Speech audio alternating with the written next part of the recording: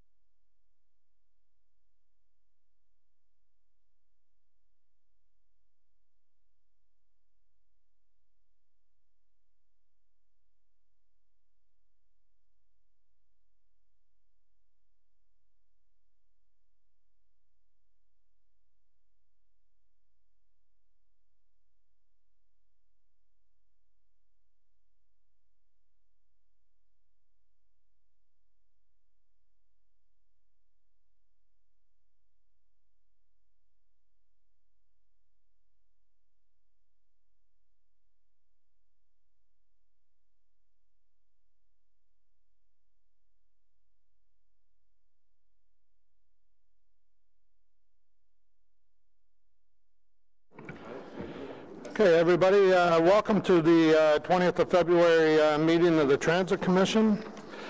Thank you for joining us. I'd like to say a few words to get us started off here, if I may. Promise to be brief.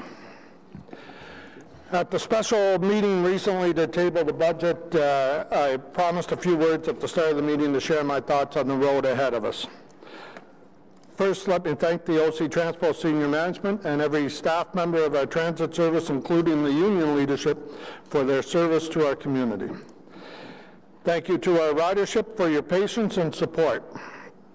With the transition process from a BRT to an LRT system, you have dealt with construction impacts, changing schedules, the unknown of how this will change your commute, and now we are here. We are very close to the launch of Stage 1 of the future of transit in the City of Ottawa.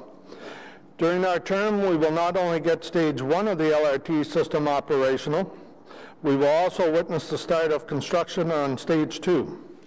The lessons learned from Stage 1 will feed into the launching of Stage 3 as well, which will see the efforts to extend LRT service to Canada, Stittsville, and Barrhaven.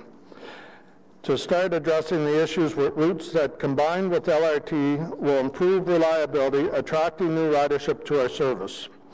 As part of this commitment to a better service based on feedback, if this budget passes, we are investing $5 million into the system this year for changes identified by our ridership and by councillors from across the city. The $5 million investment, along with the launching of the LRT, will bring improved reliability across the system. In addition to bus and rail, we are investing in paratransport by adding customer service staff to improve the customer booking process and other services. Thank you very much. As mentioned briefly at our last meeting on February 6th, I would again like to thank each member of our commission for accepting the challenge of helping to build what will one day be the best transit system in North America. I would also again like to issue a warm welcome to our newly appointed civilian members, Mr. Anthony Caricato, Mr. Michael Olson, Ms. Leah Williams, where's Leah? There we go, hi Leah, and Ms. Sarah Wright-Gilbert. Your presence on this commission will prove invaluable to us on City Council, and I hope that you feel your contributions will be valued and appreciated. We have a number of weighty items on this agenda, so we'll now get started. Is there any declarations of interest? Councillor Kavanagh. Thank you very much. I rise on personal privilege. Delegation representing the Federation of Citizens Associations of Ottawa is my spouse. I have checked in with the Integrity Commissioner, and there is no conflict of interest. Thank you, Councillor Kavanagh. Okay, if we can now, we'll move on to confirmation of the minutes. The minutes number 31 of the Transit Commission meeting of Wednesday, September 19th, 2018, carried by this commission. Thank you. The minutes of the special transit meeting of Wednesday, February 6th, 2019, are they carried as well? Great. Okay, under communications, we have one response to inquiry, which was on the 2019 transit fares. The communications are received. Now the next one is item number 1, terms of reference. We have a motion from Councillor Kavanagh on this item, so if it's okay, we'll hold that item. I think we also have a speaker to it, so if you're okay, we'll hold that. And item number 2 is the status update, Transit Commission motions and inquiries for the period ending the 8th of February 2019. Is this item received by the Commission? Received. Thank you. And item 3 on our agenda is the Transit Commission's consideration of its portion of the 2019 City of Ottawa draft operating and capital budget. We have a number of speakers on this item, and I'm sure councillors and commission members will also have questions, so we're going to hold item number 3. And now, so this that's the agenda, so now we can go back to item number 1. Pardon me? Oh, sorry. Where'd it go? I don't have it there. Sorry, just give us a second. There's going to be an item number 4 to the agenda. It's not there. This says it's back into it. Okay, it got dropped, at least in our copy. Okay.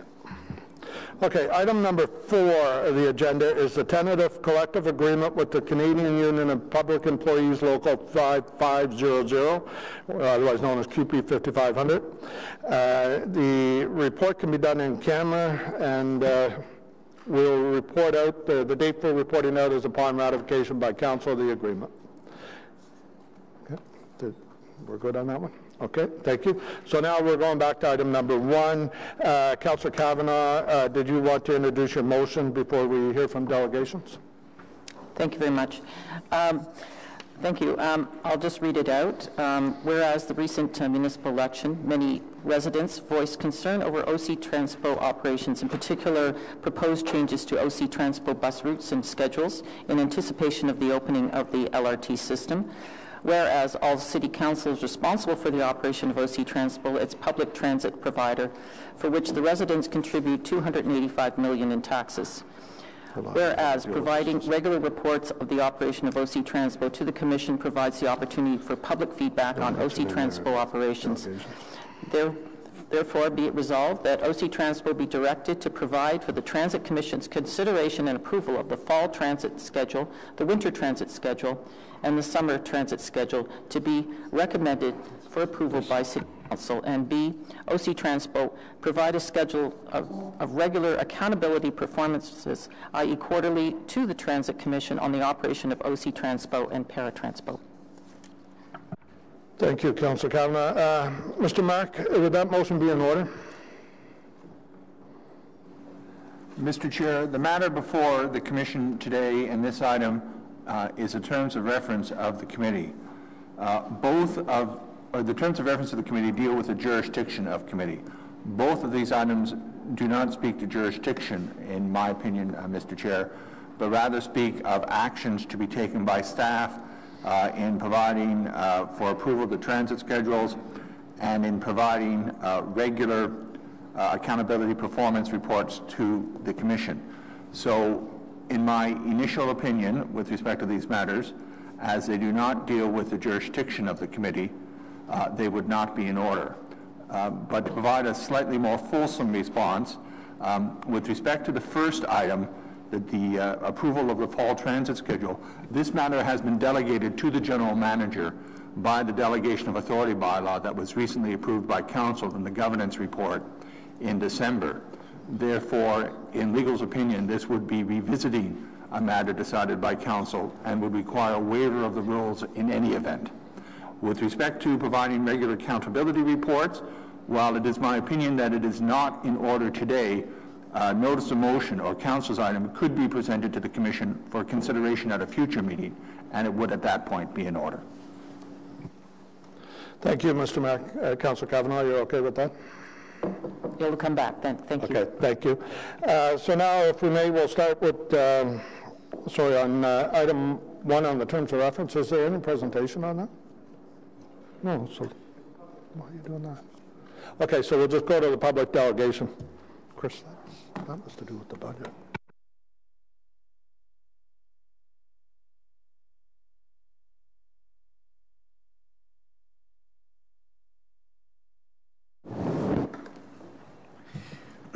Thank you, Mr. Chairman. My name is Alex Cullen. I'm the Vice President of the Federation of Citizens Associations, which is an umbrella group representing some 50 community associations here in the City of Ottawa. Our association, our umbrella organization, has a transportation committee of which I am chair, and we are very interested in supporting the city's goals with respect to transit ridership. One of the issues that we want to bring to our attention is the need to ensure accountability over this major city responsibility for which most of us pay taxes, and that is the provision of public transit services by the city's Transit Commission. In the recent municipal election, the FCA heard, and I'm sure you also heard, much public discussion regarding the quality of service provided by OC Transpo, particularly as we transition to light rail transit. We believe the current governance structure under which the Transit Commission, which only reports to City Council on its global budget, fare structure, and labor negotiation mandate, is not sufficient. We believe City Councilors, particularly those whose residents pay the urban transit levy, about $280 million, should also be accountable for OC Transpo's operations. So we did want to request that the terms of reference for the Transit Commission be amended so that operational issues such as the fall transit service, the winter transit service, the summer transit service are also considered by the Transit Commission for recommendation to City Council in a manner that's similar to which other city standing committees operate. In this way, councillors will be better able to act on constituent concerns, be held accountable for its actions. One of the reasons why this is being presented is simply because when we have been before this committee before, this commission before, we have found that city councillors have a particular responsibility to their constituents, but must come here as public delegations. Previous to 2011, the fall service report, the winter service report, the summer service report came to the commission. Public delegations were heard because there's a public consultation process with that. The commission would then make adjustments if necessary. Generally speaking, there weren't very many adjustments to make, but they did provide the opportunity for that if a sufficient case was made before the commission, and it would rise to council. Councillors, all councillors who are responsible for the operations of OC Transport Commission would then have the opportunity, if they so chose, to bring up matters that were not satisfactorily dealt with at the commission level. 90% of the time is sailed through. But the principle here that the FCA is very much concerned with is accountability. Currently, the service changes that happen in fall, winter, summer aren't coming here and aren't rising to council. And therefore, those councillors, and we certainly hear from our community associations who have concerns about particular bus routes, lack the opportunity to be able to raise these issues and have them dealt with by the people who are elected on our behalf to provide that service. So I appreciate Councillor Kavanagh's attempt to bring the matter forward. I'm hoping that there will be a notice of motion for your next meeting to deal with these things. I'm hoping that you will see fit to have the service schedules come here so that residents can come and speak to you and say, yes, staff have got it right, but could you add an extra stop? Yes, staff have got it right, but could we have more frequency? Because only when you have those service schedules in front of you are you able to actually deal with those service issues. And there's only 8 members of council here. All 24 members of council are responsible for the operation and should have that opportunity to debate and vote on the matter. And I would repeat, some of you may or may not know that I've had previous experience with the Transit Commission in another life. This was the status quo. This worked very well for decades here at both Regional Council and the current City of Ottawa. So I'm representing the FCA on this. This is something that we've debated at our general meeting with our community associations. We would like to see more accountability. We would like to see more transparency. We would like to see these service schedules on your agenda rising to council. Happy to answer any questions you may have, Mr. Chairman. Thank you, Mr. Cullen. Is there any questions? Councilor Brockman? I have a question for staff, but For staff? Is there any questions for the delegation? No? Okay, thank you very much, Mr. Cullen. Thank you. Councilor Brockman? Thank you, Mr. Chair. Could I just be reminded by Mr. Manconi or his staff the rationale for the change? If seasonal schedule changes were originally approved by this commission, what was the rationale for delegating that authority back to staff? To go back in time, I'll ask Mr. Scrimger to add when I'm done, but basically it takes a long time to do what's proposed. And really, the picture that I draw is you're going to have to get 23 members of council to approve your route change. So compare that to what we're doing right now, where we're bringing the information to ward councillors who know their community, who know the demands of the community. We also apply the equity inclusion lens. We consult with the public. We hear their issues and concerns, and so we bring that forward. What's proposed, based on the information I've seen, you would be adding months to the process. I was privy to some of those debates that would drag on for an extended period of time, and unfortunately I think it would pit community against other communities, whereas in this case you know your communities better than everybody else. The second part of the request has to do, and I do agree with what is being requested, which is to bring back benchmarking back to this group. We suspended our aggressive benchmarking exercise because we changed our whole transit system with the BRT detours, and we knew that whatever we were going to measure in these transition years wasn't going to be meaningful.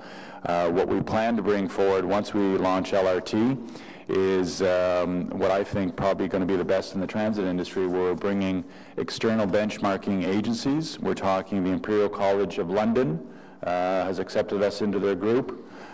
We have the NOVA group, which is an international transit benchmarking group, and we're trying to get into the international bus marking exercise, of which only 2 Canadian cities are represented. We're going to bring that as a balanced scorecard to committee like we used to on a quarterly basis or some frequency, and probably publish an annual report.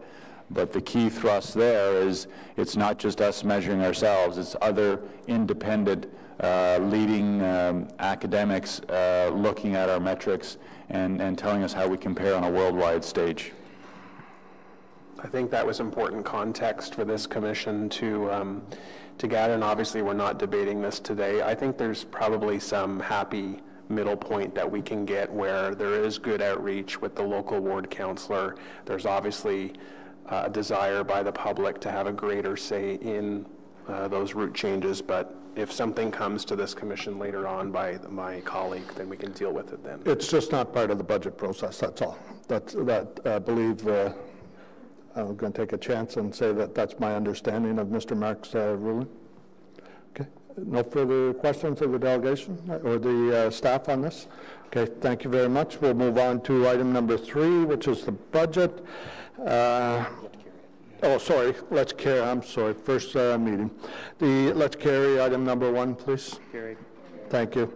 Item number 3, we'll start with a staff presentation, following by which Councillor Cloutier will introduce a roadmap motion for the Commission's consideration, and we'll then go to delegations, which, if anyone wants to sign up, there's a sheet on the corner over there. Okay, when you're ready. Thank you, Mr. Chair. Good morning, members of Commission. This presentation is an update to what you saw when we tabled the budget. We've included the work we've done on the expansion of the $5 million investment on route enhancements and service improvements. So you'll recall that I've been saying over and over again, 2019 is a transition year for us in many respects. We brought forward the best information we have in terms of putting the estimates together for you that's before you. Most significant change in the history of OC Transpo, we're going to be moving to a true multimodal operation, bus, rail, very busy on the rail side and very busy on the bus side, and I remind everyone that those bus operations are just as critical as the rail, including para-transpo, so we're multimodal across all streams.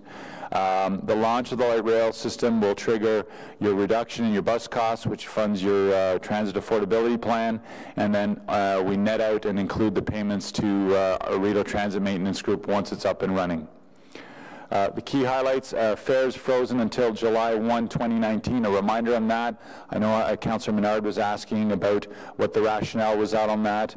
We were directed to freeze fares until the LRT was up and running. We took our best estimate as to the launch, which was based on Rideau Transit Group's date to us, so sometime end of April, and then Mr. Scrimger and his team have to factor in changes to back office systems and notifications and so forth. So July 1st was a logical date that we implemented there. Bus service expansion investment, I'll talk about that in a moment. We've got the updates on what we're proposing there.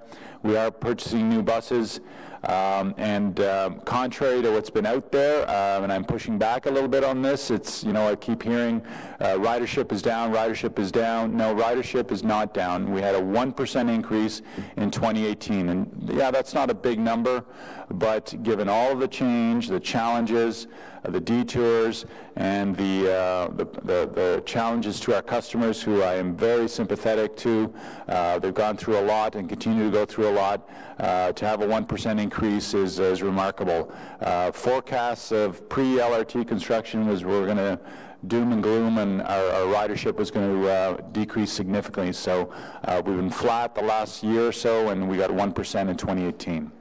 A reminder that we will continue to invest in our capital assets across all aspects of the service, including BRT, bus shelters, and so forth. And I have a highlight sheet at the end of the presentation.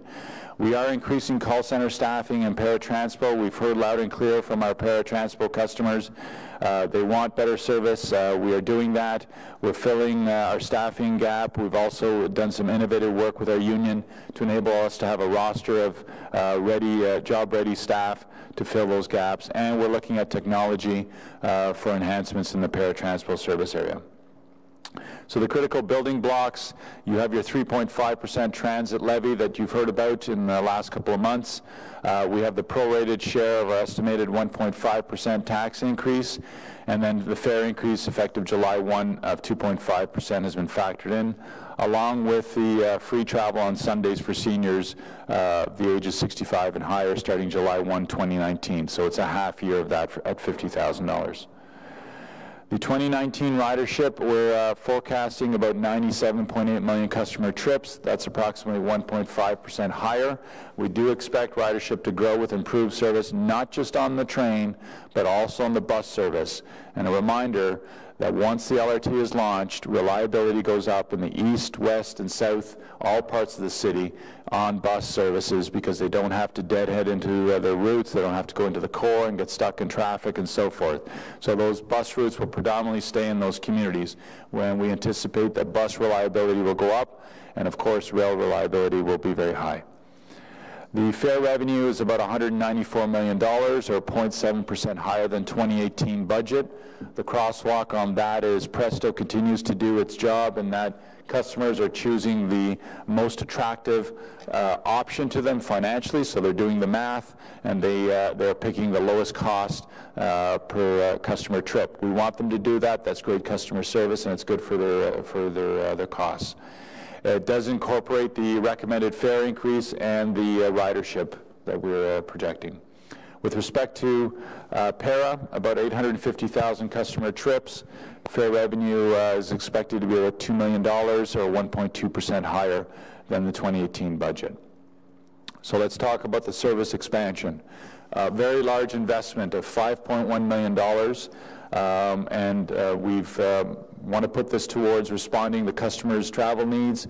We've heard from all of you. We've met with you. We've heard from your residents. We've looked at the complaints, the issues.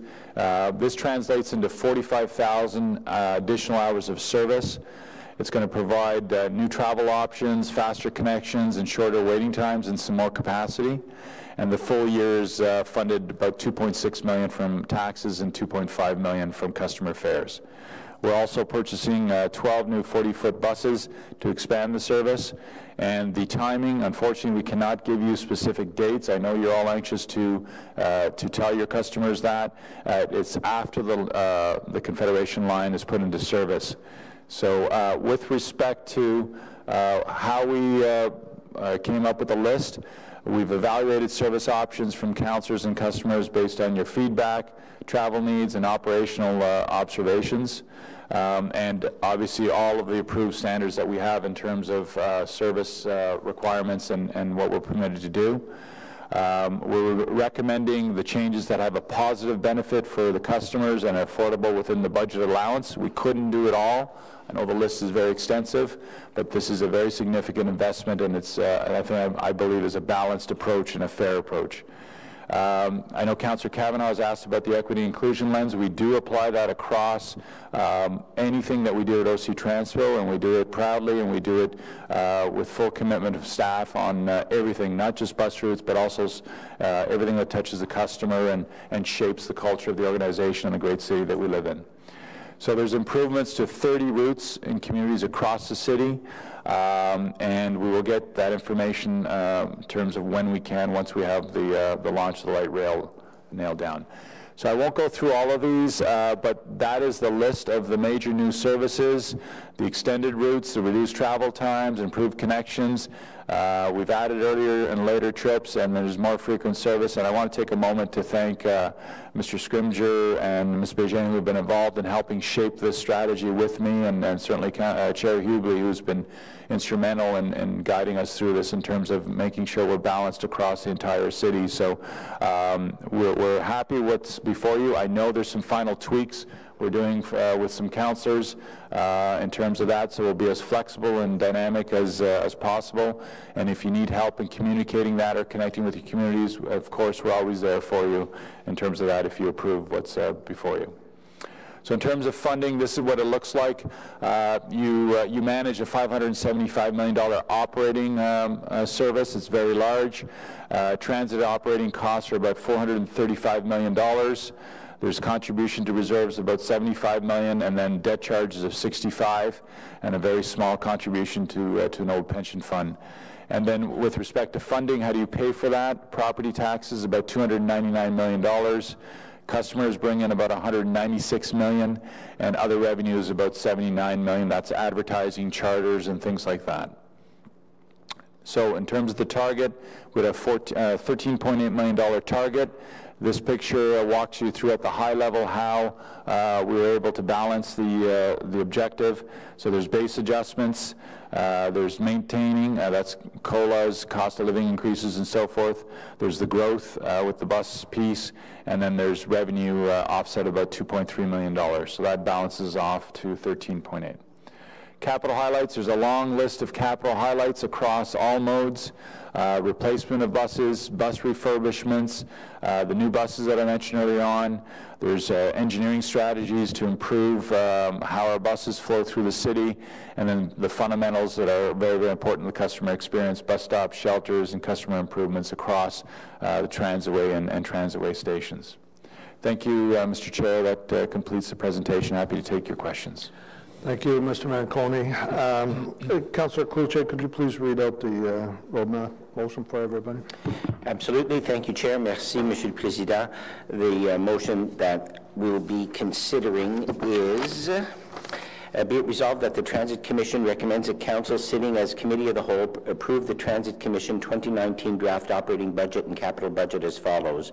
Transit services as follows: the user fees on pages 4 to 6, operating resource requirements on page 3, and 2, Transit Commission capital budget, pages 7 and 8, individual projects listed on pages 15 to 37. Okay. Thank you. Motion's carried. No. Okay, so we're going to go, we have 11 speakers on our list so far, so I'll be asking delegations to please respect the 5-minute time limit for your presentation. And we will go to delegations. And a reminder for councillors that have joined us at the side table, Lucy has a handheld microphone if you want to ask questions when we go to questions. Okay, is Stephen St. Denis here? No? Okay, Aaron Andrews? Okay.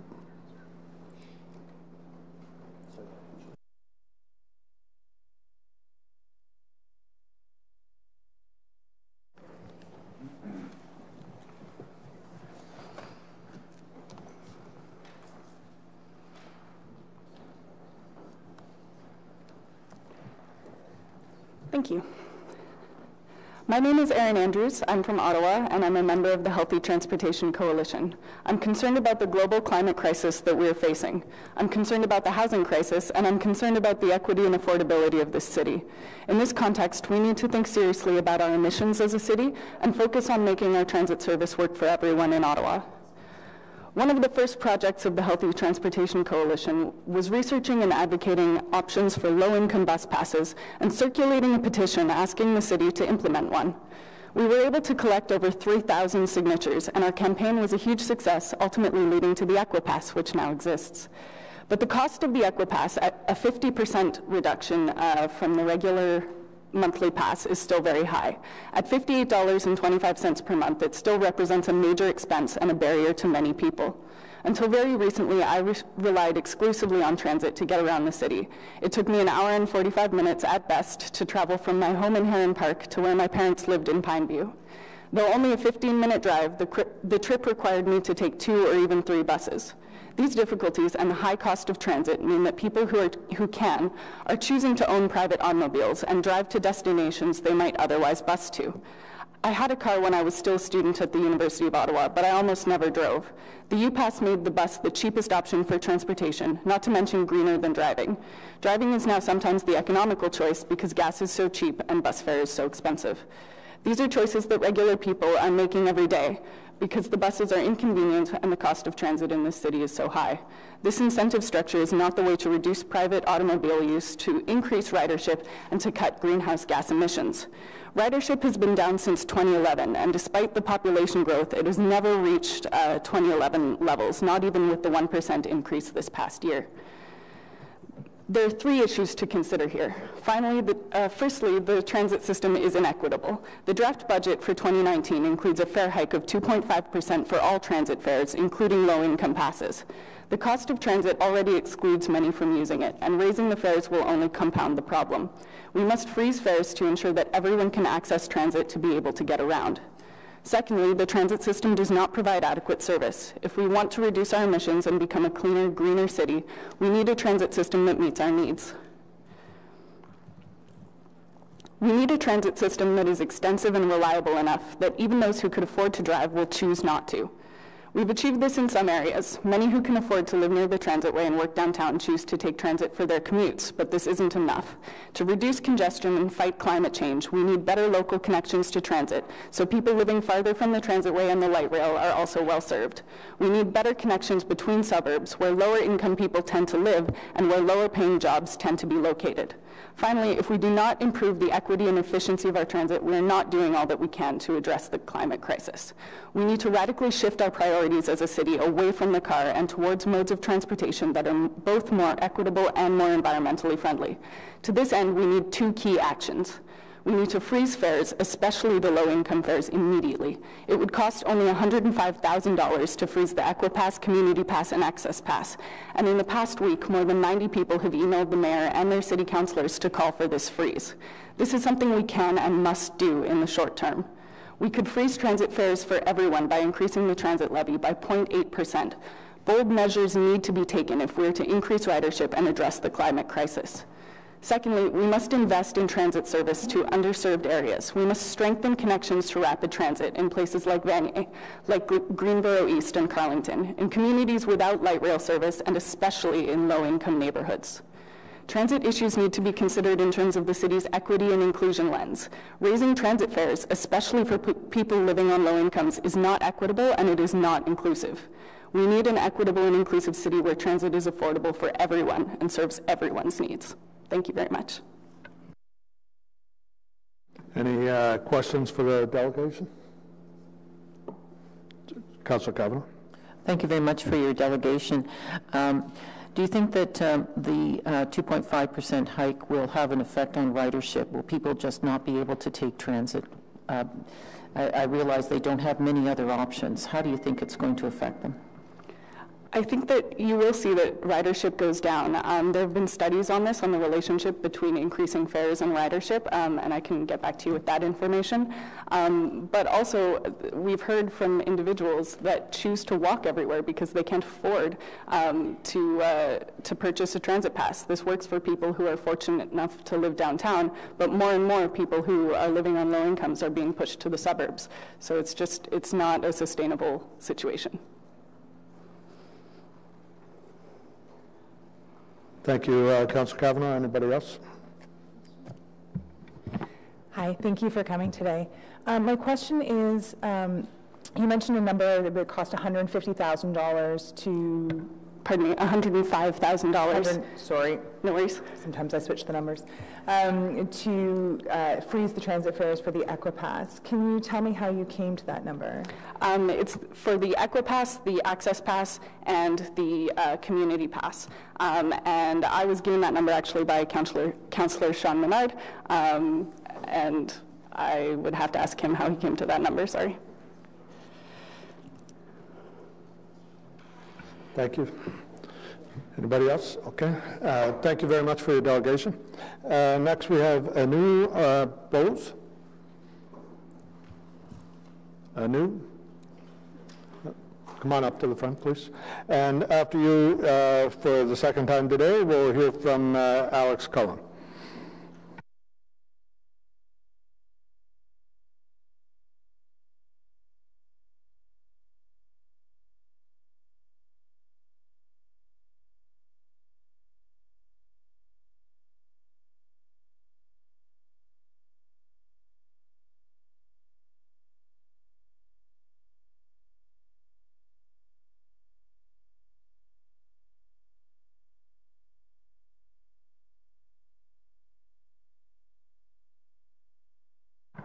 And the coordinator of the Standing Committee for affording me this opportunity to appear. My name is Anu Bose. My husband and I live in Kanata North. We do not own a car because neither of us likes to drive. We like to be driven. We hold no driving licenses and depend entirely on OC Transpo and the occasional licensed cab. And we use Shanks's mare, street conditions permitting, which is not very good this year. In the interests of full disclosure, I'm a beneficiary of a senior's pass. OC Transpo has many positive public goods qualities. It reduces our carbon footprint and makes us users feel very good about our choice. I'm not an advocate for free transportation for all, but of appropriate user charges based on an equitable system of discounts or subsidies. To me, OC Transpo suffers from three interrelated deficits: financial, service provision including access, and governance including management. And I will confine my remarks to service provision and access. I am here, ladies and gentlemen, to voice my disquiet at the inequitable system of discounts provided to holders of seniors passes and Equipass holders that are reflected in the fare structures. There are three lenses with which I'm going to look at these two categories of pass. What is the composition of the groups enjoying these discounts? What is the level of discount provided to these two groups? And what criteria are used to determine the level of discounts that should be provided to these groups? If you look at the seniors' passes, these allow seniors to ride free on Wednesdays. It's described as a unique feature of Ottawa. And the freebie was valued at $1 million a year. While campaigning, His Worship the Mayor promised this same group another fare free day, a jolly Sunday. And his campaign said it would only cost a mere $100,000. Now I pay $44.50 for my monthly pass, and the discount rate there is a mind-boggling 62%. There are 7,000 seniors passes sold every month, and the value of the discount is $5.8 million, plus $1 million for a free fare Wednesday. Now that's a $6.8 million subsidy to me. The sole criteria for enjoying this seems to be the age of the pass holder, and the ability to pay is not taken into account. It is further reinforced by city mums and dads who believe that we seniors have paid our dues, whatever that means, and therefore are entitled to every imaginable privilege and discount going. In an op-ed to the Citizen on February 12th, 2 members from the Council on Aging conflated age with poverty. This is extremely misleading. Indeed, as many seniors who live in this relatively affluent suburb of Kanata North own cars. And it's not surprising that the specific routes they cited in the article aren't suburban routes at all. Translating the issue of poverty and access to public transportation as one that concerns seniors is useful for promoting the agenda of an interest group, but deflects attention from public policy directed to the real access problem faced by the poor, as my colleague Erin also has said. The Equipass is described affordable monthly transit pass, and it's supposed to be a lower-priced transit option. It's a well-accepted fact that individuals and families who live well below the low-income cutoffs, which are set by StatsCan, will likely devote a larger share of their incomes to necessities. For these individuals and families, public transit is also a necessity, but often not affordable. OC Transpo has estimated that 8,800 people in Ottawa are eligible, but an average of just 2,600 passes, fewer than 30%, are sold. EC 101 says that the high cost of the pass relative to income is a purchase decision. Ms. Bowles, if you could wrap up, please, at your 5 minutes. I will indeed. I have 4 recommendations that I would bring before you. Delay the implementation of the proposed second fare-free Sunday, the fare-free day for seniors Sunday. Decouple both the seniors pass and the Equipass from the full fare discount formula now in effect until the apparent equity issues are resolved. And OC Transport should be directed to report on the applicability of the Calgary fare model that is based both on the ability to pay and age, and improve service on the routes that have high senior take-up on fare-free days. Thank you for hearing me out. Thank you, Ms. Bowles. Any questions for the delegation? Okay, thank you very much. Mr. Cullen? And after Mr. Cullen, it'll be Margaret Dunn and Asaf Mitta? That's right. Hope I said that right. Okay. So we need 2 chairs, when they come up. So 3. Thank you, Mr. Chairman, and thank you, members of the Commission. I'm here as representing the Federation of Citizens Associations, as you may recall. We're an umbrella group representing some 50 community associations across Ottawa. We are a forum to discuss issues important to our residents, including, amongst other things, budgets, taxes, and programs that affect the quality of our lives in our neighborhoods. Last year, we appeared before the Transit Commission and recommended a fare strategy study in order to maximize transit ridership.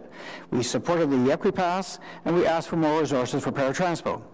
We are pleased that City Council did adopt the Equipass plan, albeit it's a little expensive, but it's there anyway.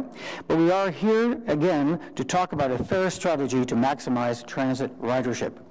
The city's current transportation master plan sets out a target transit modal share for Ottawa to increase from 22%, that's the 2011 number, of all transportation trips to 26% by 2031. Unfortunately, I'm sorry, John, I have to say this, since 2011, transit ridership has declined from 103.5 million rides in 2011 to 97 million rides in 2018. I'm pleased to see that there's going to be a modest bump up in 2019. But this occurred despite a population growth of Ottawa of over 6% in the same period, and employment growth as well. While a number of factors have been identified in contributing to this ridership decline, fare increases in excess of inflation clearly have had an impact on ridership growth. The regular adult monthly bus passes in Ottawa have increased by over 24% from 2011 to 2018, while inflation has increased by 11% for the same period. The FCA supports the City Council Transportation Master Plan objective of increasing transit ridership and the public investment in expanding public transit infrastructure as a means to achieving this goal. Certainly, the public investment into light rail transit is significant, consuming by far most of the planned TMP capital expenditures to 2031. Of the nearly $4 billion for all new infrastructure and services contemplated in the TMP for walking, cycling roads from 2013 to 2031, $3 billion is related to transit. And of that, $2.4 billion is for LRT. This is a significant public investment in transforming the delivery of transit as an aid towards increasing transit modal share to 26% by 2031. FCA members expect that the transformation of existing transitway system to light rail will have a positive effect on transit ridership, but believe that the new LRT infrastructure alone will not be sufficient to reach the city's transit modal share target. Consequently, the FCA is recommending that the City of Ottawa review its transit fare structure in order to maximize transit ridership as a means of achieving the city's target. Lastly, the last point that I have to make about our presentation here, and this deals with paratransport. Paratransport has been an ongoing issue before this commission for years. You will hear from us, you will hear from others about the adequacy or inadequacy of paratransport service to meet demand. It is an expensive, highly regulated process, and simply increasing the budget for paratransport to meet inflationary pressures, I should say, is not sufficient to meet demand. So we support other organizations, you will hear from other organizations, asking for more resources being devoted towards paratransport. If not now, better take a good look at it because it's not meeting current demand. Happy to answer any questions you may have on behalf of the FCA. So Brockington. Thank you, Mr. Chair. Mr. Cullen, I think you and I both hold degrees in economics, is that correct? That's very true. So some goods, regardless of the price, the demand will continue, goods that are absolute necessities in our lives. Others, like jewelry, inelastic demand, people can give that up. But for bus fares, and I don't know the exact reasons why ridership plummeted a decade ago. I know 20,000 jobs were cut in the federal public service here in Ottawa. I know gas was $1.40 a liter. Some people substituted driving for bus at that time. Uber came into effect 2013, 2014. So there are other reasons other than fares. But I think it's a very relevant point that you and other speakers today and yesterday have made about fares. Other than an analysis, because we tend to do a lot of studies and reports at the city, what fare do we specifically have to focus on? The previous speaker was interesting because she mentioned the fact that maybe not all seniors need or should be paying a discounted seniors fare. They can actually afford to pay a bit more, and she recognized the discount in aggregate that's being given up by the city. But where should we focus specifically on fares? So the first element is there are elasticities. This is how much demand will vary according to price for transit. Mr. Scrimger can tell you all these elasticities. They exist. The second issue is you need a fare strategy to maximize ridership. You have two target groups. You have those who don't have a choice. They don't have a car, they need to get to work, they don't have a choice. That's inelastic. They don't have another choice. But the bulk of your ridership, particularly at rush hour, they have a choice. They have cars, and the car is the competition. So if the car is convenient, comfortable, there's cheap parking, it's going to win over transit. If transit is accessible, convenient, affordable, it's going to beat the car. From the city's perspective, a bus replaces 40 cars on the road. And the road budget is the biggest pressure, most expensive subsidy going in the city's budget. The Transportation Master Plan goal to increase ridership, this commission is charged in its terms of reference to increase ridership year after year after year. It has to look at what are the strategies it takes to get there. Service is clearly one, and I believe LRT is going to have an effect. In fact, Mr. Manconi is suggesting his ridership will go from 97 million to 97.8 million, which is not a heck of a leap, please, when we've fallen from 103 million, and, by the way, employment did grow over that period. So I would, if I was contracted to do the job, I'm retired, I'm a senior, and I'll be back again to deal with the seniors issue, by the way, because I'm with the Council on Aging, and they have a proposal. But you asked, what should we be focusing on? You would be focusing on the fare levels that would, and the assorted policies that go with it, because you have a parking strategy coming up in June.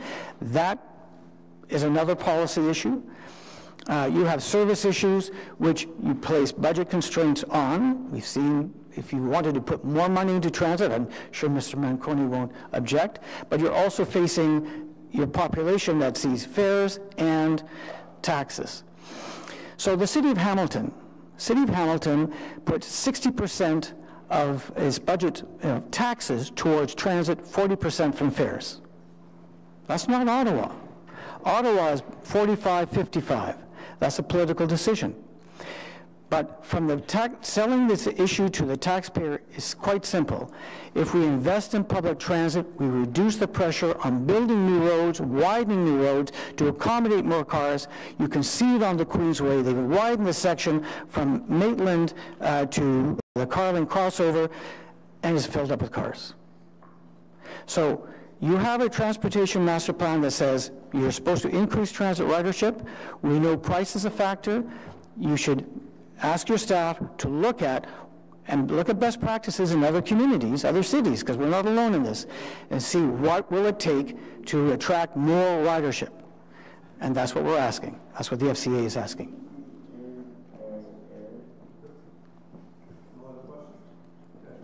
Thank you, Mr. Cullen, for your presentation. Okay, Margaret Dunn and Asaph Mida and Alex Cullen for the Seniors Transportation Committee of the Council of Aging. And after your 5-minute presentation will be Marcel Lafontaine.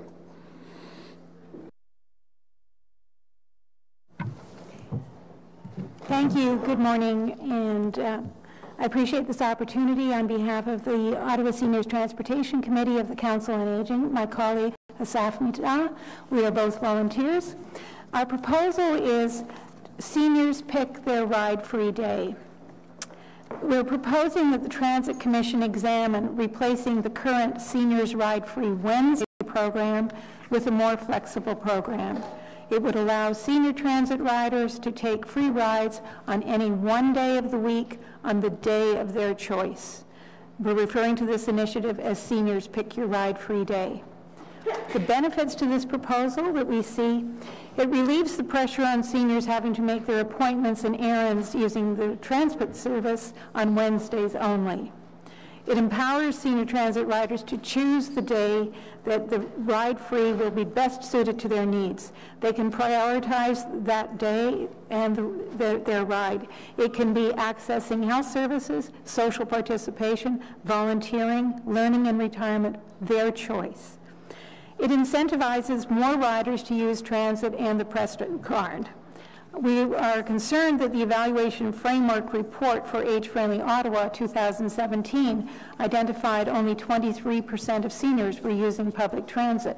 Now, we know seniors in the core are regular and dedicated users of OC Transpo, but we see this proposal as an opportunity for OC Transpo to market to seniors who may be reluctant to use transit and to boost ridership throughout the system.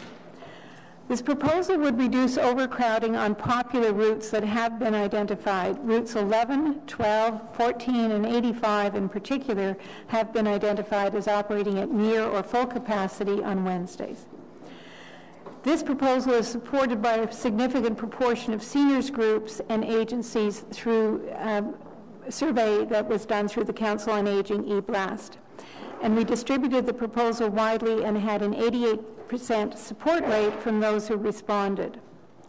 This proposal would also identify OC Transpo as a leader in innovative programming.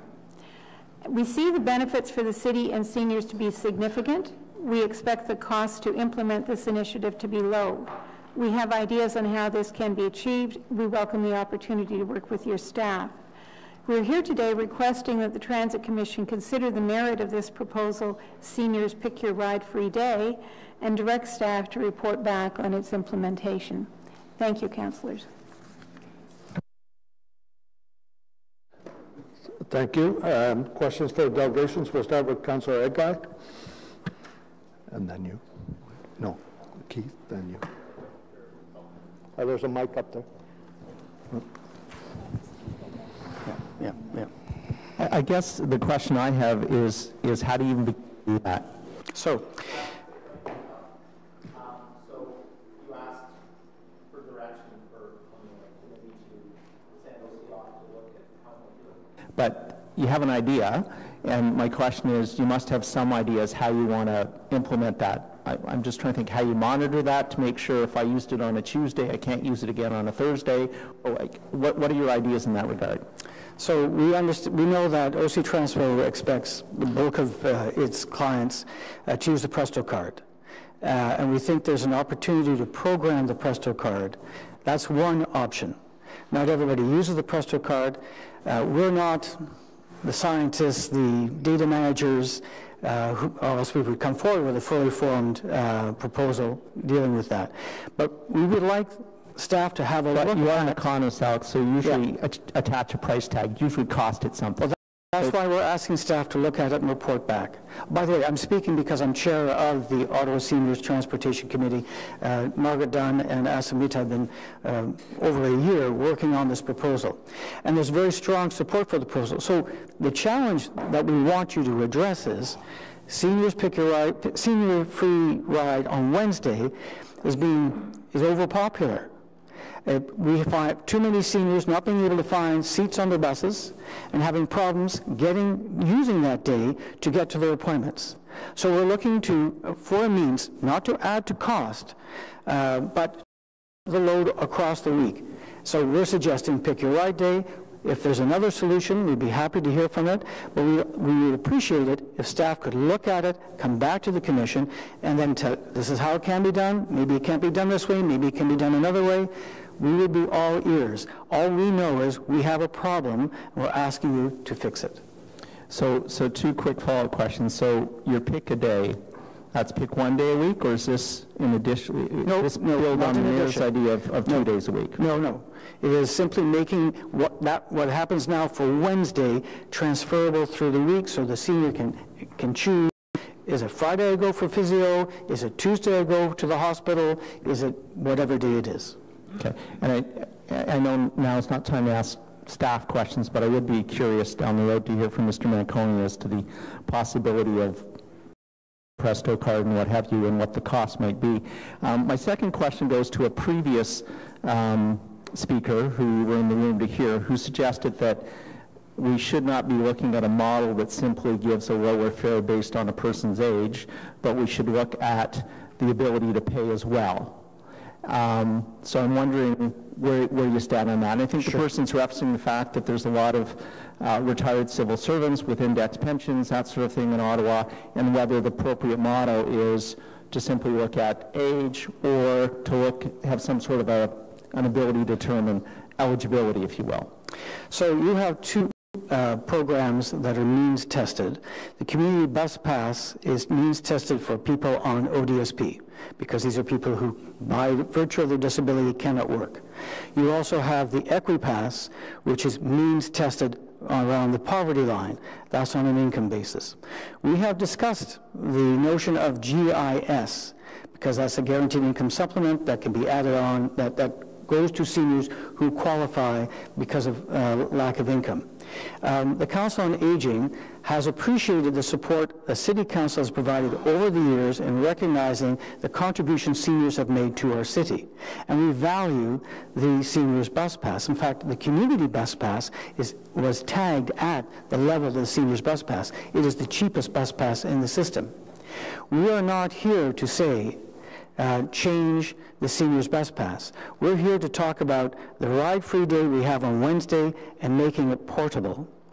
I will mention that the mayor's proposal for an additional free day on Sunday came as a surprise to us.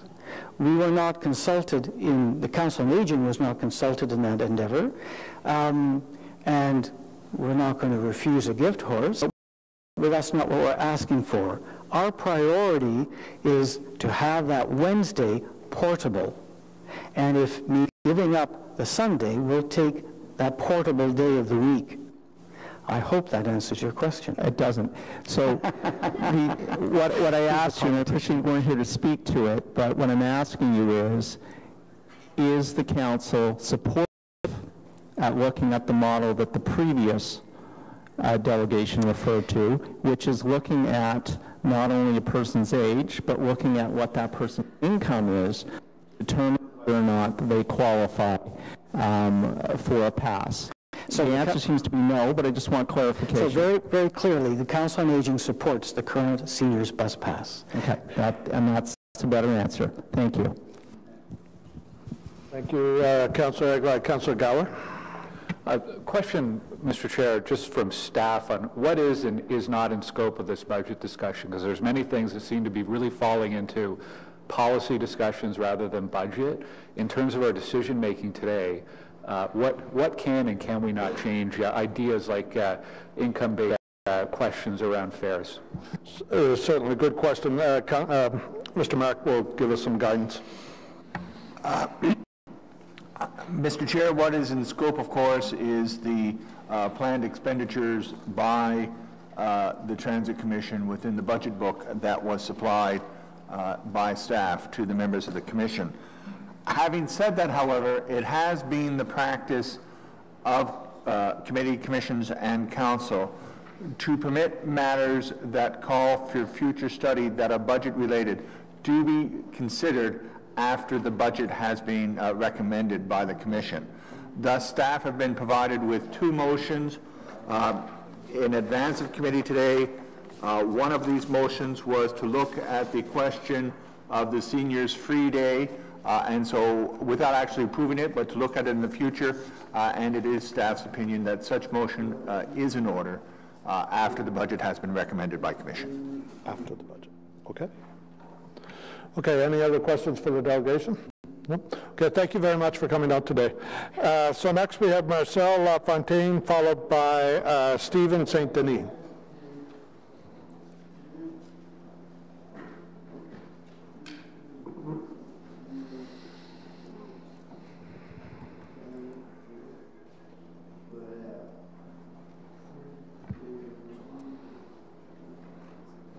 Welcome.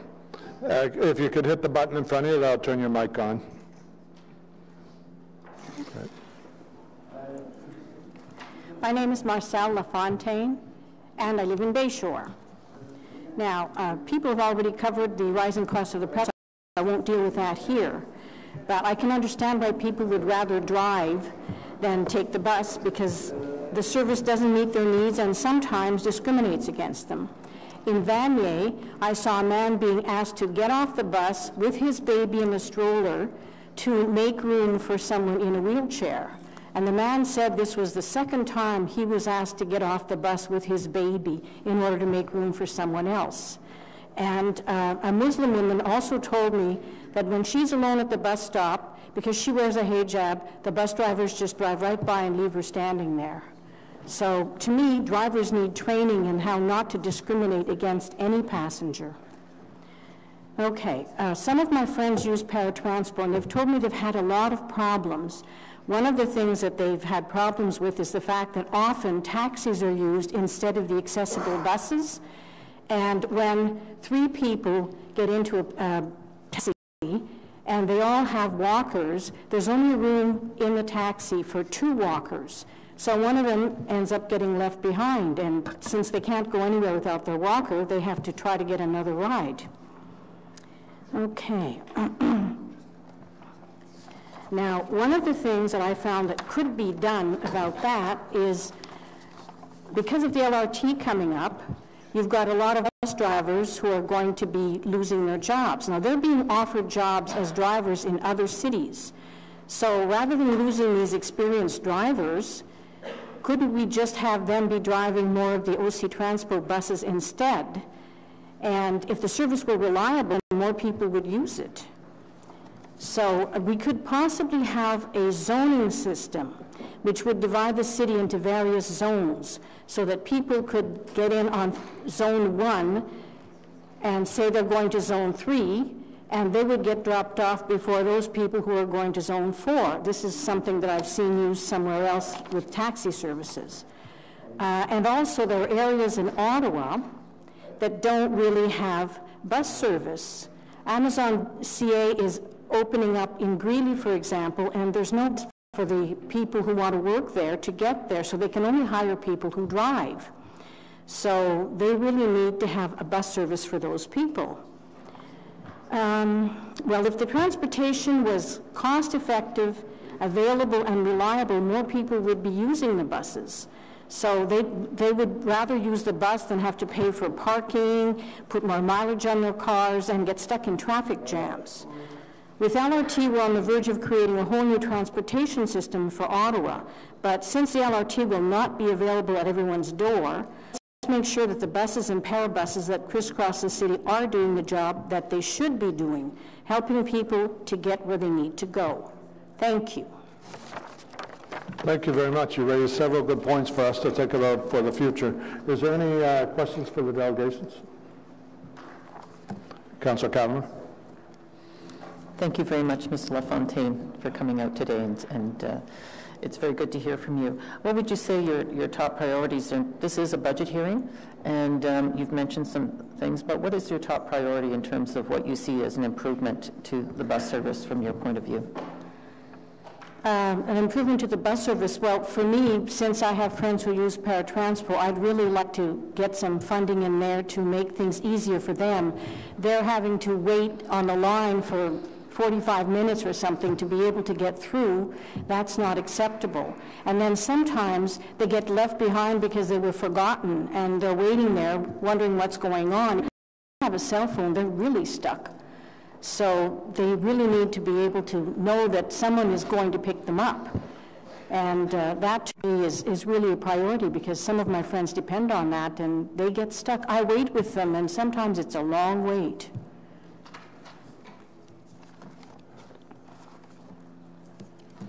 Thank you.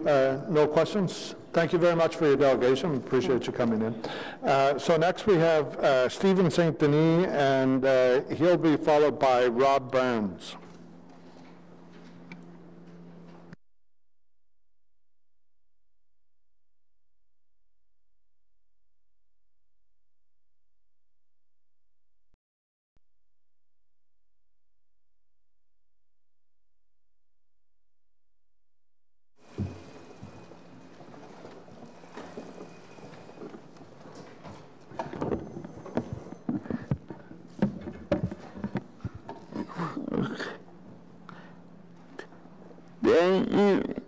Thank you for letting me speak.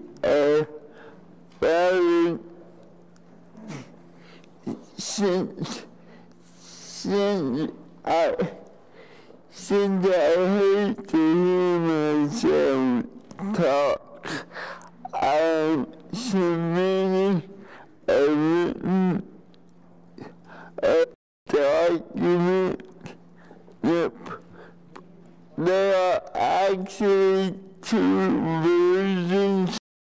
If you have a version where the paragraphs have been crossed out, disregard those paragraphs, and I'll give you a couple minutes to read it, and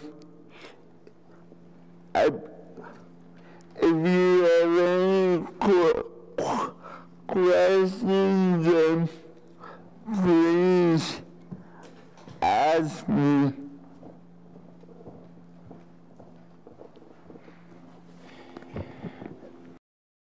So, Mr. Saint-Denis, you'd like us to, you've distributed some documentation. You'd like us to read it and base our questions on what we're about to read?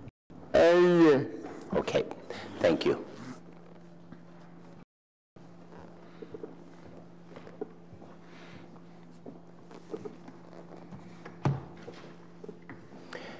Councillor Kavanagh is ready with the question, Mr. Saint-Denis. Okay. Thank you very much, Mr. Saint-Denis, for coming out today and speaking out on the number 11. I know it's been very, very important to you. And I've heard loud and clear from the people who live along Richmond Road on it. I don't know if you saw earlier, but on the screen, one of the proposals that was put forward was bringing back the number 11. And it was put up, and it's going to be every 30 minutes. So it's going back to its route to Bayshore. I'm very pleased with this, and I certainly do want to talk to the community about it. I think that this was a very good move by OC Transpo for recognizing the importance of it. So I just wanted to get your opinion on it. It's something that's, I think, going to help a lot in terms of people like yourself and many, many, many others who live along the Richmond Road corridor. Well, I'm very happy to hear that.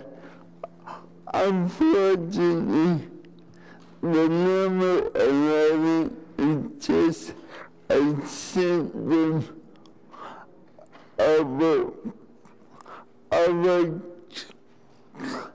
it's a system of a bigger problem.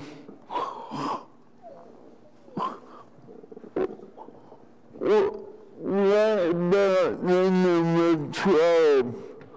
What about, I don't know, how many local routes that have impacted thousands of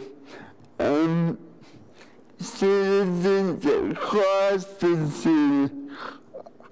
Are they getting their service back?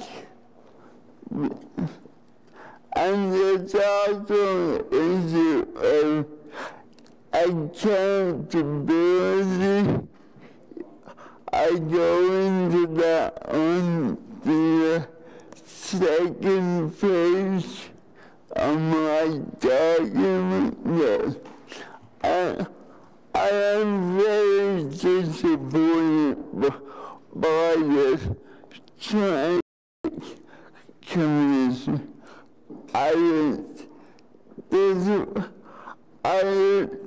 This was a previous one.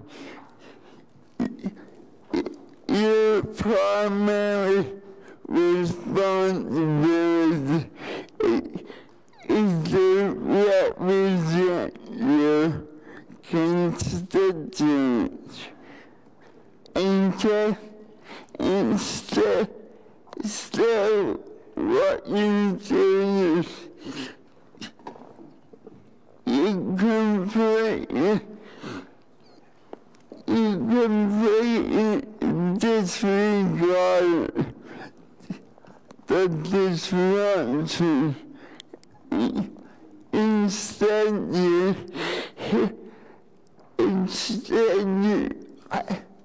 chose the heart behind this delegation of authority Ottawa. Well, sadly,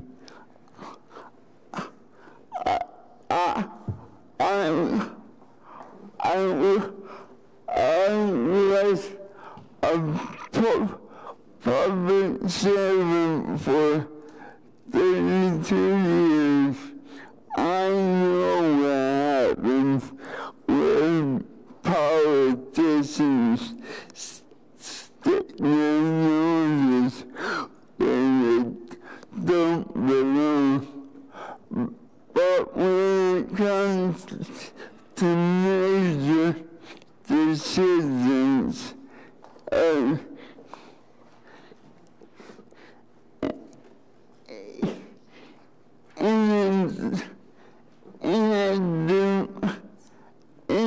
democracy, and last thing I checked, considering that Iowa was a democracy, the final authority does not lie with the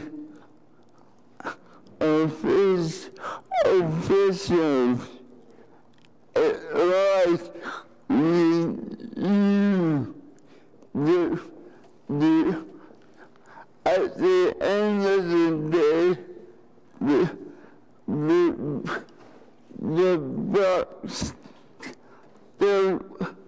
the buck stops with all of you, and if you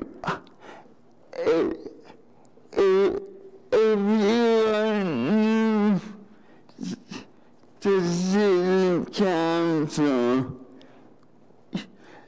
you're not off to a very good start.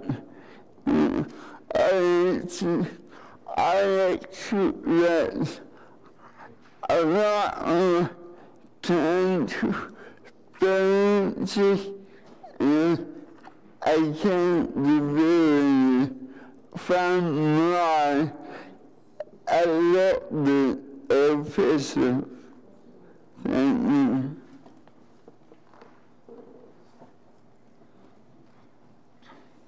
Thank you. Thank you. Did you want to, okay, we're going to waive the normal rules, and Councillor Kavanaugh would like staff to answer those questions if possible. And I just want to comment, Mr. Sandini, you made some good points about the delegation of authority, which is why I'm going to be moving a notice of motion on the whole schedules coming up in terms of the fall and spring, for those very reasons that you've outlined. But I want to give staff a chance to comment, and you're right, number 11 is just symptomatic of the concerns, but I want staff to talk about the route changes overall, if you don't mind. Certainly, Mr. Chair. Mr. Saint-Denis brings up very valid concerns. He mentioned Route 11 and Route 12, and I just want to go back and reconstruct how we got to where we are right now. I remind members of council, and particularly the new ones, that it takes months to put the schedules in place for the various spring, fall, and summer and winter schedule changes. You'll recall RTG was adamant that they were going to launch the train in the previous dates that they gave us, and Route 11 and Route 12 needed to be adjusted to integrate the LRT. When RTG came to the realization that we're not going to achieve the previous date, there was concerns expressed by many of you, and we did some interim fixes at the time, and then we are bringing forward these fixes that we've heard from both the new councillors and the previous councillors on adjusting things to improve things. And that's both for the 12 and the 11. I think, I'm not defending or minimizing the impact at all. Those are the facts, that we've had multiple stop-starts with RTG, And we need to get the train launched because it's impacting our customers and it's impacting yourselves. I said that in my previous presentation, and I'll say it over and over again. You get the brunt of the complaints. Customers are suffering. We need months to implement our schedule changes to integrate into the LRT. We are ratcheting back based on exactly what we've heard many speakers talk about today. Where is the pain point? Councillor Kavanaugh, you met with me, I think it was the first week, and you made this a top priority. I know Councillor Fleury, I don't know if he's still in the room. He's talked to me about the 12, and we're doing that. The 11 was also augmented in that there were some adjustments made based on community feedback that did not work.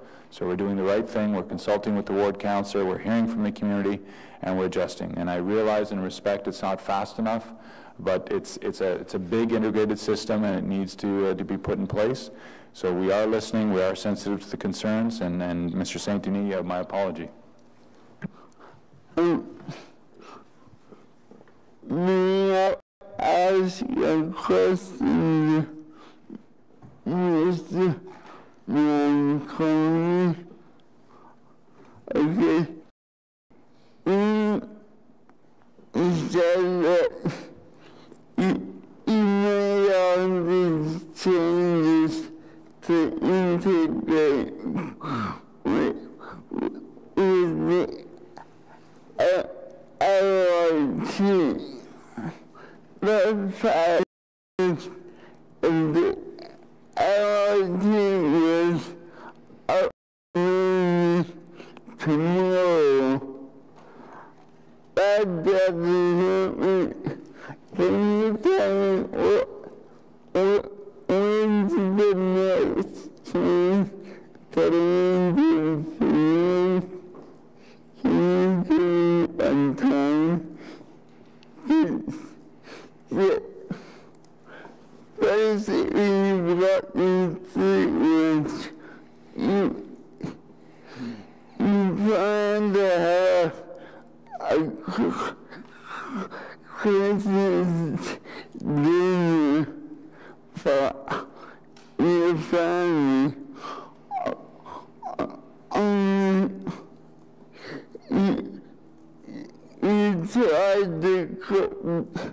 You tried to cook this turkey in October. As it stands in 2019, there's still only going to be 12 and a half kilometers of track plus the old train or whatever it's called, the train line. So that is not a system. So can you tell me what you have to make these changes now? Mr. Chair, if I understand the question correctly, it's changes to the bus system being made at the time that they're being made. It's in anticipation of the opening, and again, RTG failed in its ability to deliver on those dates, and we, a collective we in this room and our customers are feeling the brunt of it. A reminder of what I said earlier on, that it's not just about the rail system. The bus system is very, very important in this community and will continue to be important. We want reliability and consistency in the services, and so the adjustments that Mr. Smith and his team make are to improve the feeding of those bus systems to those transfer points so that they're reliable and consistent. Will we get it perfect every single time? No. But we like to pride ourselves in listening and making adjustments, and we'll continue to do that. You mentioned my main point. I just said, even if our team is up and running tomorrow, it doesn't help people in Orleans or wherever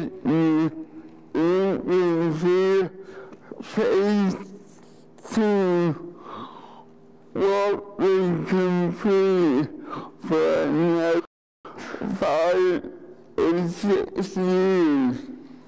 So why are you making those changes now? Mr. Chair, I'd just look to you for direction. I'm happy to meet with Mr. St. Denis, with Mr. Scrimger and myself and the councillor if she so wishes. Yeah, exactly. If that's okay, Mr. St. Denis, what we're going to do is your council will set up a time with you, and we'll document all your questions and your ideas, and we'll set up a meeting with OC Transport staff to resolve this. Today, we're just trying to deal with the budget issue. So okay. Thank you very much for coming. That you have to look at the car. I can't do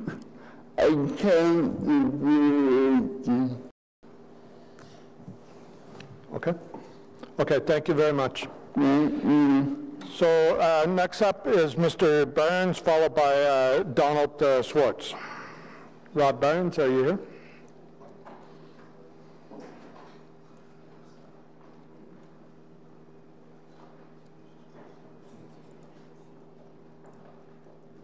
No, Mr. Burns. Okay, Donald Swartz. Donald Swartz, followed by Emma Coulter.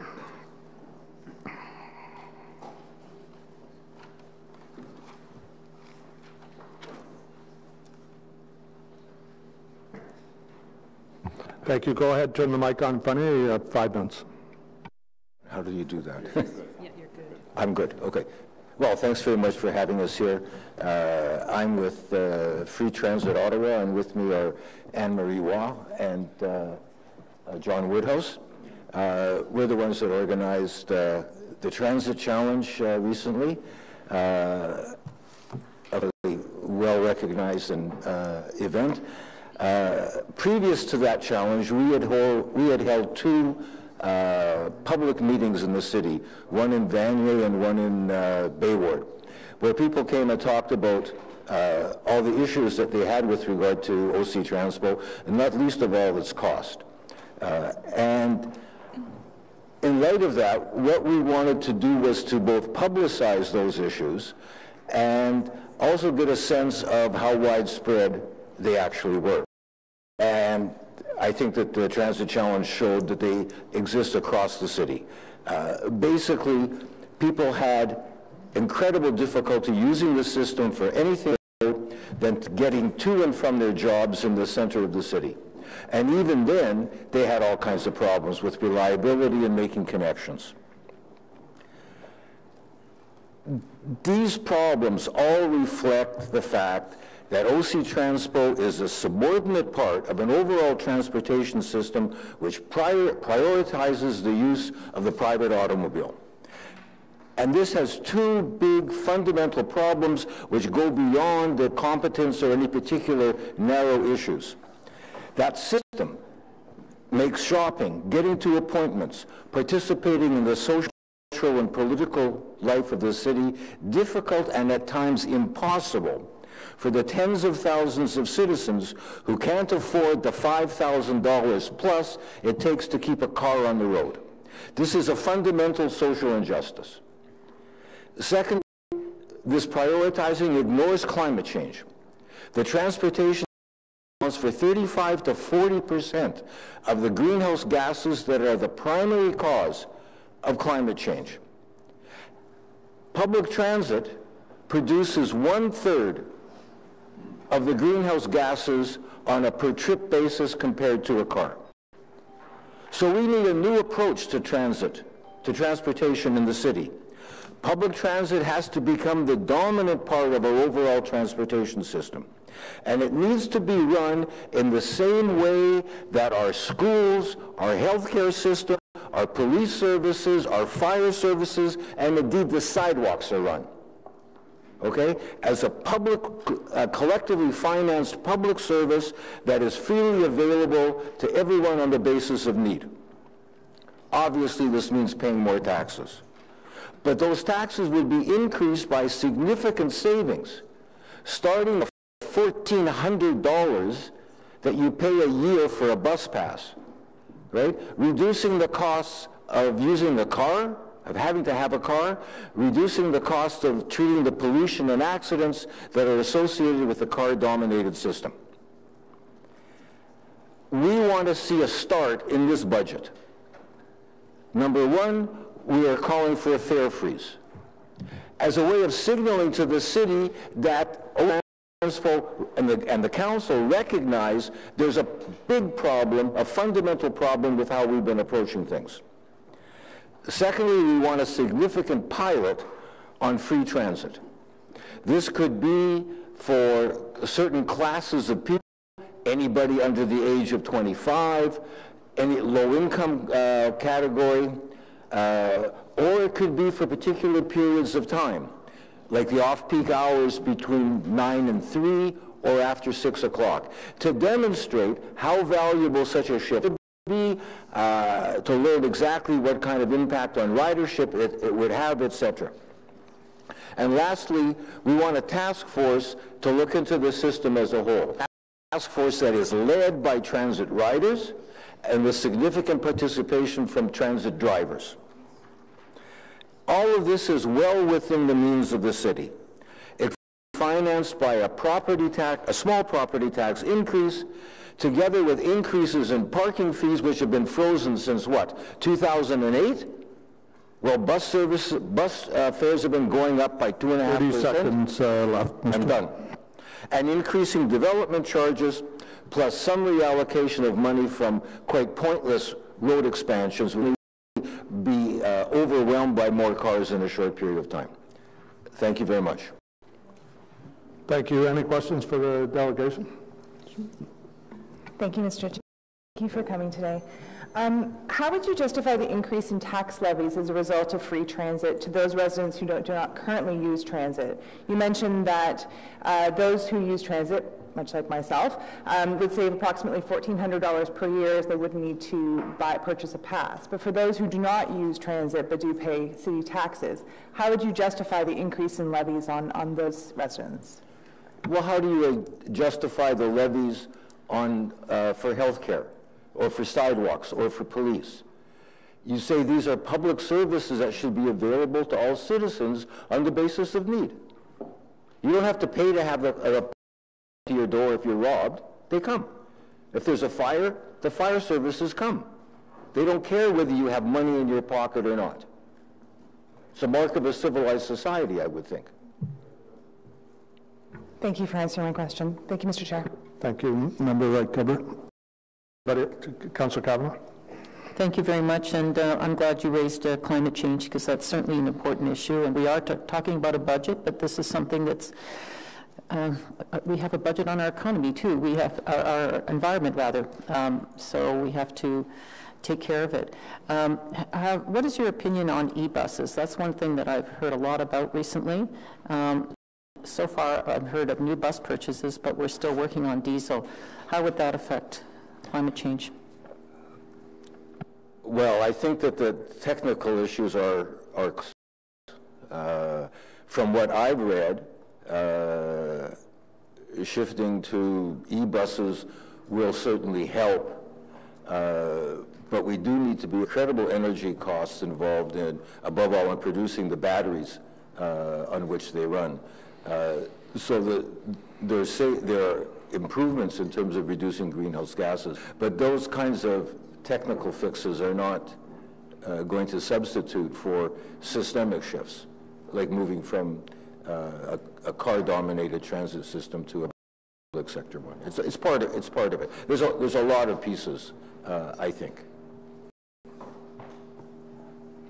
Thank you, Councillor Kavanagh. Okay, thank you very much for your presentation.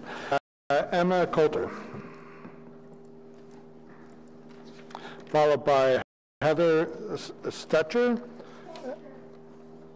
Okay, and then Ian Mitchell after that.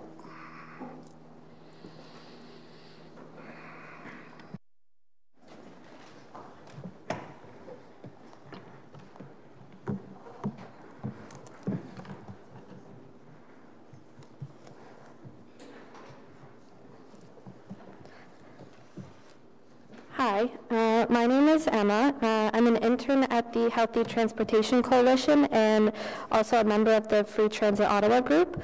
I'm here because I'm concerned about the proposed hike to the transit fares and the inequitable approach to transit development. Residents have described livability in Ottawa in regards to transportation affordable, accessible, and convenient. If we want to become the city envisioned in the Beyond 2036 plan, we must focus on improving public transportation through an equitable lens in an effort to encourage ridership and connecting communities throughout Ottawa. As a student, I was a frequent transit rider. My central location, small radius of destinations, and U-Pass made the bus my first choice for getting around. My last year of school, I got a used car and I almost completely stopped taking the bus. Cut my commute more than half. It let me keep my job with irregular hours and gave me the freedom to explore the many vibrant neighborhoods in Ottawa that seemed too out of reach before. Through my bartending job in a neighborhood near Hogsback, I met my softball team. Without my car, I wouldn't have been able to work at that place where I met my team, wouldn't have been able to access the diamond to play, and wouldn't have been able to go out for wings after games. I discovered so many parks, restaurants, and shopping areas that I wrote off in my early years if it wasn't worth the trouble of trying to get there. My privilege of owning a car should not be my ticket to experiencing the community and experiencing the city and forming a community. The current transit system is neither affordable nor reliable. An unreliable and inequitable transportation system designed to cater to the 9-to-5 town makes transit inaccessible for people living on low incomes. And most people simply don't want to use it. It is crucial to focus on improving city-wide accessibility, both in terms of affordability and quality, so everyone's first and best choice is public transit. The implementation of the EquiPass was a positive movement towards increased ridership and increasing accessibility to transit for people living on low incomes. However, the 2.5% hike in fares threatens these positive developments to transit use while ridership continues to decline. The proposed failure to connect Ottawa communities that are further away from rapid transit ultimately prevents livability and forces people into cars, a direct contribution to the climate crisis. Not only does this show a lack of e-planning, but also demonstrates the inequitable approach to transit. 3 things are necessary for the sustainability of Ottawa transit. 1, freeze all fare hikes. Ideally, it'd be nice if it was all free, but the immediate action should be to freeze the current fares because they're just too high. More specifically, the EquiPass definitely should not be increased. It is currently too expensive, and an increase in fares will only exacerbate the existing challenges faced by those who use it. People living on low income should not be subject to barriers that prevent them from maintaining employment and participating in their community. 2, we should invest in infrastructure that connects communities not in direct proximity to rapid transit and improves the reliability of current routes. A city that is built around public transit through an equitable lens rather than one that prioritizes developments for private automobiles and commuters is one that is more likely to facilitate livability. Finally, I think the impact of an effective transit system needs to be considered from multiple perspectives. Yesterday at the Environmental Protection, Waste and Water Management Committee meeting, there was a disconnect about the committee's relationship with transportation. In order to ensure cooperation and productivity among committees, there should be an interdepartmental working group, similar to that of the Affordable Housing and Transportation Group. In order for Ottawa to focus our efforts on bridging these gaps, deeper consideration needs to be given to those living on low income so they are not excluded from opportunities to thrive. I have formed a community and made connections that wouldn't have been possible without my car. People who don't already have access to a vehicle have these same opportunities, and the scope of our community participation should not be limited by the inefficiencies of the transit system. I also just wanted to say that I find it a little bit concerning that transit riders are referred to as customers because as a public service, I think it's more of an entitlement than something that we should be purchasing, similar to being like a student or a patient at a hospital. Thank you. Thank you. Any questions for the delegation? We're good? Okay, thank you very much for coming today. Heather, and followed by Ian Mitchell.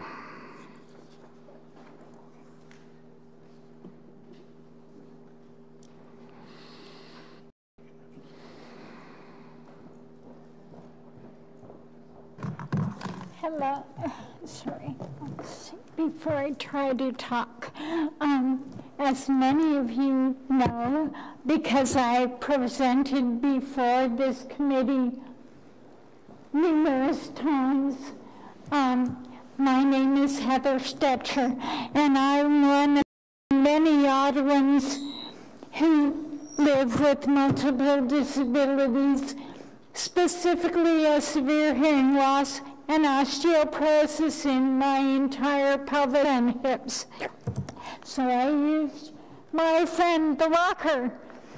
So I want to talk to you about several things to do with the budget and how it affects me and my community, and specifically one that I live in. I live on Man Avenue in the Conservation Co-op right beside you both, to give you an idea, if you know where that is. So we have no less than 10, maybe more, people in our building, that use various forms of mobility aids, from my walker and other people who use walkers, to at least 4 people who use wheelchairs. Others use full body crutches and canes. So this means we depend on being able to have an accessible transportation system. One of my neighbors who lives right across the hall from me was unable to get in her taxi because of the horrible job of clearing the sidewalk. That's not acceptable at all. And yes, it comes under OC Transpo because it was her way to get to the bus stop where the taxi was waiting. She then had the driver call the dispatch and tell them she needed a pair of bus. She was still waiting an hour and a half later when I came out to get my regular bus. That's an hour and a half, plus the time she had waited for the original taxi. That's not acceptable. And she works full-time. My roommate, or my neighbor who lives beside me, also uses a wheelchair. She has not been able to go into her work for weeks. She uses a wheelchair, and she can't get to wear bops. She works full-time. She's been working from home because she has a kind of job that allows her to do that. How many jobs allow people to do that that are willing to hire somebody who's in a wheelchair? Not very many. So we get to raising the prices of the bus passes.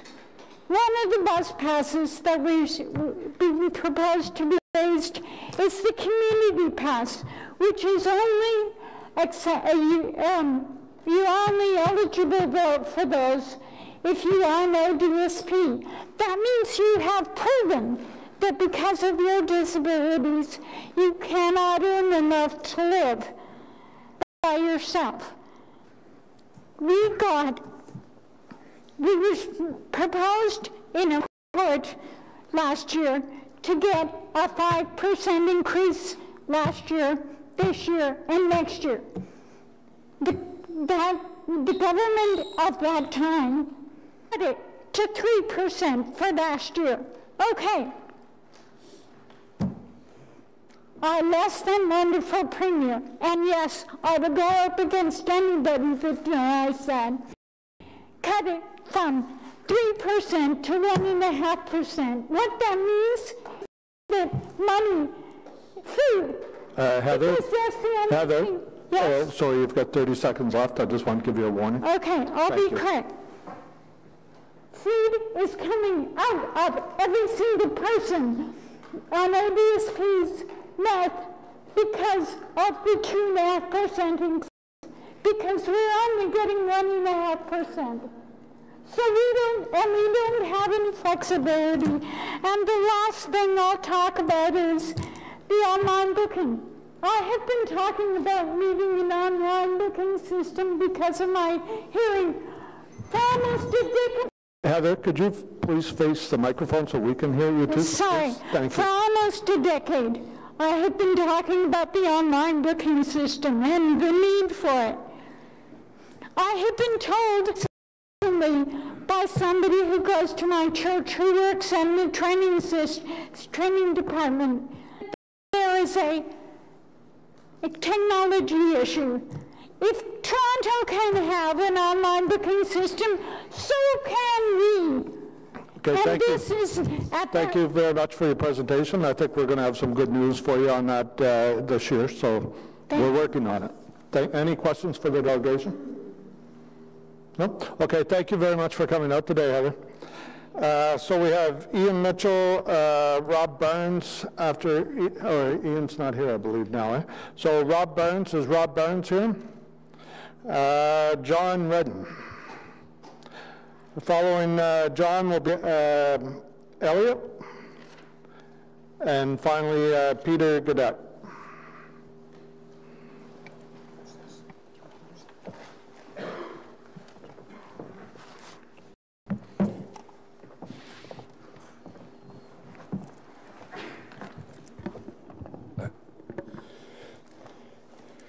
Good day, I'm John Reddens. I'm a resident in Alta Vista for the last years.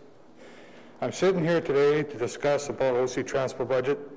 I use transit for both para and regular transits. Today I'm here to push for an online booking system to fight for a non-discriminatory price for para users versus regular users and a KISS principle for pricing. I know most of you staff follow me. Most of your staff follow me on Twitter about my calling experience at any time of the day. If you don't get into at 7 a.m., you can be on hold for 5 minutes to 3.5 hours. Depends on the type of day. So I have a Facebook page called Para Transport Users. The biggest complaint is wait times. To free up the operators, we need an online booking system. My fellow riders was told they pushed it back to 2020 from a customer service request. Senior managers, that is a priority. Well, we were told 3 years ago, that was in a meeting with Sally Thomas and Ryan Lithell, that was needed. Well, I have to tell you, get off your butts and get to work. The pay structure has to be reviewed too. As the city size increases, para users are being discriminated, especially when you want to go to South Ottawa. One example, para user, I live at Hearing Gate. To go to the casino, I have to pay an additional fare from $7 to $8. But if I go from Orleans to Canada, it's a regular fare. And if I want to go to the Gatineau Casino, it's a regular price. Presto users with the top-up card are also discriminated